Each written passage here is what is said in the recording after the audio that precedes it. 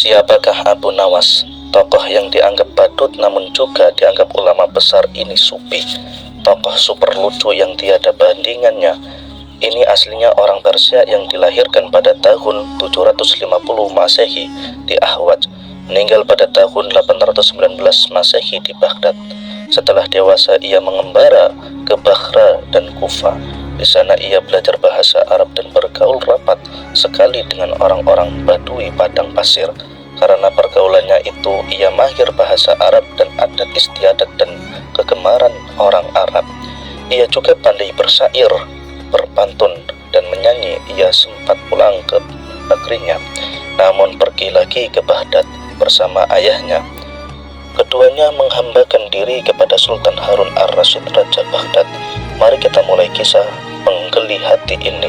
Bapaknya Abu Nawas adalah penghulu Kerajaan Baghdad bernama Maulana.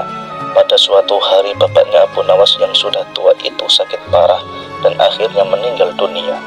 Abu Nawas dipanggil ke istana. Ia diperintah Sultan untuk mengubur jenazah bapaknya. Itu sebagaimana adat Syekh Maulana. Apa yang dilakukan Abu Nawas hampir tiada bedanya dengan Kadi Maulana, baik mengenai tata cara memandikan jenazah hingga mengabani, menyolati dan mendoakannya. Maka Sultan bermaksud mengangkat Abu Nawas menjadi kadi atau penghulu menggantikan kedudukan bapaknya. Namun demi mendengar ke rencana sang Sultan, tiba-tiba saja Abu Nawas yang cerdas itu tiba-tiba nampak berubah menjadi gila. Usai upacara pemakaman bapaknya, Abu Nawas mengambil sepotong batang pisang dan diperlakukannya seperti kuda. Ia menunggang kuda dari batang pisang itu sambil berlari-lari dari kuburan bapaknya menuju rumahnya. Orang yang melihat menjadi terheran-heran dibuatnya. Pada hari yang lain ia mengajak anak-anak kecil dalam jumlah yang cukup banyak untuk pergi ke makam bapaknya. Dan di atas makam bapaknya itu ia mengajak anak-anak bermain rebana dan bersuka cita. Ini semua orang semakin heran atas kelakuan Abu Nawas itu. Mereka menganggap Abu Nawas sudah menjadi gila karena ditinggal mati oleh bapaknya. Pada suatu hari ada beberapa orang utusan dari Sultan Harun ar-Rasyid datang menemui Abu Nawas. "Hai Abu Nawas, kau dipanggil Sultan untuk menghadap ke istana," kata wazir utusan Sultan.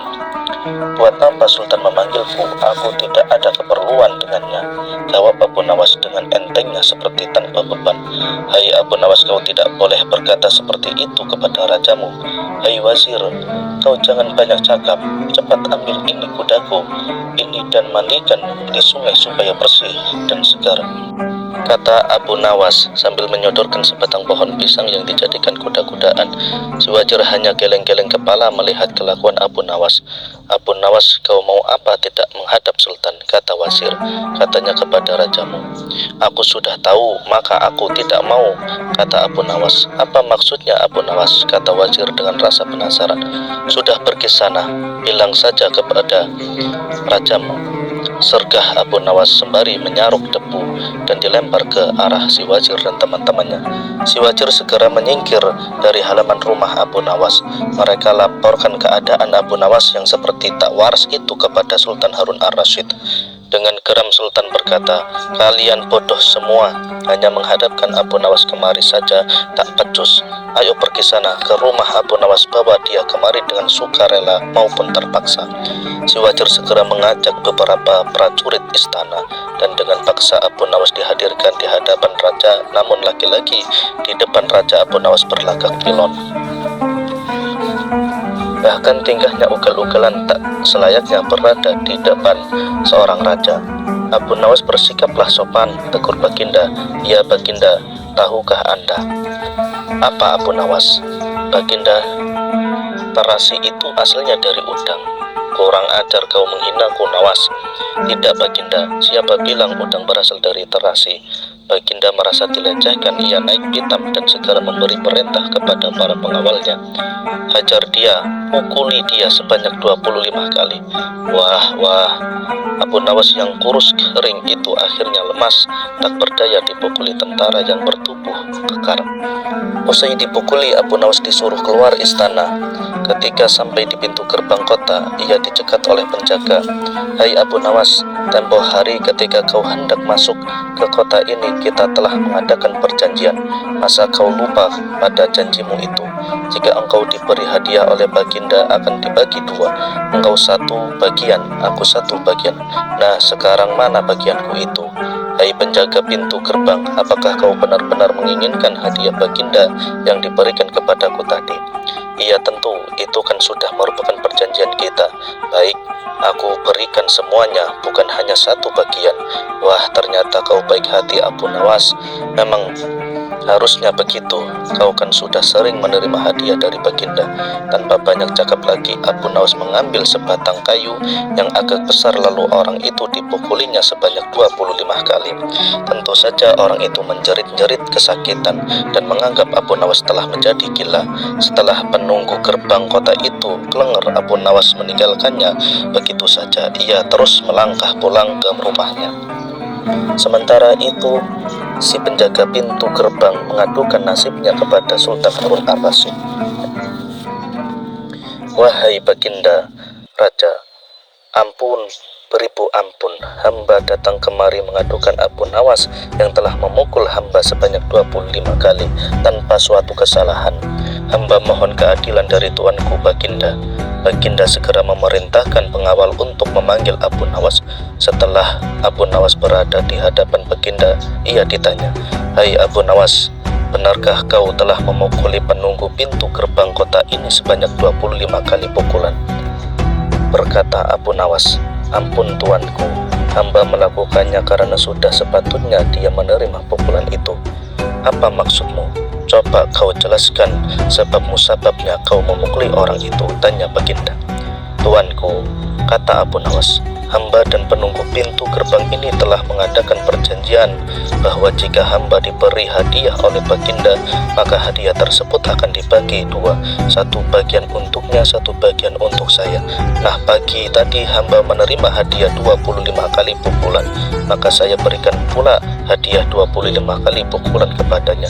Hai penunggu pintu gerbang, benarkah kau telah mengadakan perjanjian seperti itu dengan Abu Nawas?" tanya Baginda. "Benar tuanku," jawab penunggu pintu gerbang, "tapi hamba tiada mengira jika Baginda memberikan hadiah pukulan." "Ha, dasar tukang peras, sekarang kena batunya kau," sahut Baginda. "Abu Nawas tiada bersalah, bahkan sekarang aku tahu bahwa penjaga pintu gerbang kota Baghdad adalah orang yang suka narket, suka memeras orang. Kalau kau tidak merubah kelakuan burukmu itu, sungguh aku akan memecat dan menghukum kamu."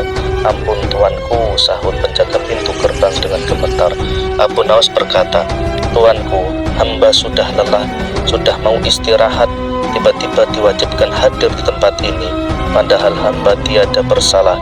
Hamba mohon ganti rugi sebab jatah waktu istirahat hamba sudah hilang karena panggilan tuanku.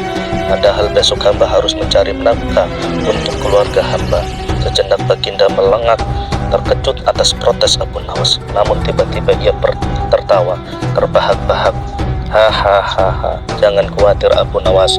Baginda kemudian memerintahkan bendahara kerajaan memberikan sekantong uang perak kepada Abu Nawas. Abu Nawas pun pulang dengan hati gembira. Tetapi sesampai di rumahnya, Abu Nawas masih bersikap aneh dan bahkan semakin nyentrik seperti orang gila sungguhan. Pada suatu hari, Raja Harun ar-Rasyid mengadakan rapat dengan para menterinya. "Apa pendapat kalian mengenai Abu Nawas yang hendak kuangkat sebagai kadi?" Wazir atau Perdana Menteri berkata, "Melihat keadaan Abu Nawas yang semakin parah otaknya, maka sebaiknya tuanku mengangkat orang lain saja menjadi kadi." Menteri-menteri yang lain juga mengutarakan pendapat yang sama. "Tuanku, Abu Nawas telah menjadi gila, karena itu dia tak layak menjadi kadi. Baiklah, kita tunggu dulu sampai 21 hari, karena bapaknya baru saja mati. Jika tidak sembuh, juga bolehlah kita mencari kadi yang lain saja." Setelah lewat 1 bulan Abu Nawas menjadi dianggap gila, maka Sultan Harun ar-Rasyid mengangkat orang lain menjadi kadi atau penghulu kerajaan Baghdad. Konon dalam suatu pertemuan besar ada seseorang bernama Polan yang sejak lama berambisi menjadi kadi. Ia memengaruhi orang-orang di sekitar Baghdad untuk menyetujui jika ia diangkat menjadi kadi. Tatkala ia mengajukan dirinya menjadi kadi kepada Baginda, maka dengan mudah Baginda menyetujuinya. Begitu mendengar Polan diangkat menjadi kadi, maka Abu Nawas mengucapkan syukur kepada Tuhan. Alhamdulillah, aku telah terlepas dari balak yang mengerikan. Tapi sayang sekali, kenapa harus Polan yang menjadi kadi? Kenapa tidak yang lain saja? Mengapa Abu Nawas bersikap seperti orang gila? Ceritanya begini. Pada suatu hari ketika ayahnya sakit parah dan hendak meninggal dunia, ia dipanggil Abu Nawas untuk menghadap. Abu Nawas pun datang menghadapati bapaknya yang sudah lemah, lunglai. Berkata bapaknya, "Hai anakku, aku sudah hampir mati. Sekarang ciumlah telinga kanan dan telinga kiriku." Abu Nawas segera menuruti perintah terakhir bapaknya. Ia cium telinga kanan bapaknya, ternyata berbau harum, sedangkan yang sebelah kiri berbau sangat busuk. "Bagaimana anakku, sudah kau cium?" "Benar bapak." "Ceritakan dengan sejujurnya baunya kedua telingaku ini." "Aduh pak, sungguh mengherankan, telinga bapak yang sebelah kanan berbau harum sekali, tapi yang sebelah kiri kok baunya amat busuk." "Hai anakku Abu Nawas, tahukah apa sebabnya bisa terjadi begini?" "Wahai bapakku, cobalah ceritakan kepada anakmu ini." Berkata Syekh Maulana, "Pada suatu hari datang dua orang mengadukan masalahnya kepadaku. Yang seorang aku dengarkan keluhannya, tapi yang seorang lagi karena aku tak suka maka tak ku dengar pengaduannya. Inilah resiko menjadi kadi penghulu. Jika kelak kau suka menjadi kadi, maka kau akan mengalami hal yang sama. Namun jika kau tidak suka menjadi kadi, maka kuatlah alasan yang masuk akal agar kau tidak dipilih sebagai kadi oleh Sultan Harun ar-Rasyid. Tapi tak bisa tidak, Sultan Harun ar-Rasyid pastilah tetap memilihmu sebagai kadi." Nah, itulah sebabnya Abu Nawas pura-pura menjadi gila hanya untuk menghindarkan diri agar tidak diangkat menjadi kadi. Seorang kadi atau penghulu pada masa itu kedudukannya seperti hakim yang memutus suatu perkara. Walaupun Abu Nawas tidak menjadi kadi, namun dia sering diajak konsultasi oleh sang raja untuk memutus suatu perkara. Bahkan ia kerap kali dipaksa datang ke istana hanya sekedar untuk menjawab pertanyaan baginda raja yang aneh-aneh dan tidak masuk akal.